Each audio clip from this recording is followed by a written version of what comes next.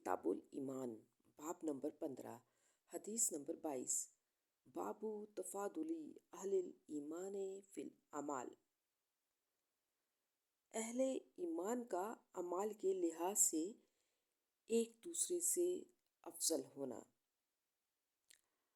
حضرت ابو سعید خدری رضی اللہ عنہ سے روایت ہے، نبی کریم صلی اللہ علیہ وآلہ وسلم نے فرمایا، جنت والے جنت میں اور جہنم والے جہنم میں داخل ہو جائیں گے تو اللہ پاک فرمائے گا، جس شخص کے دل میں رائی کے دانے کے برابر ایمان ہو اسے جہنم سے نکال لاؤ۔ تو ایسے لوگوں کو جہنم سے نکالا جائے گا جو کہ جل کر سیاہ ہو چکے ہوں گے، پھر انہیں پانی یا زندگی کی نہر میں ڈالا جائے گا۔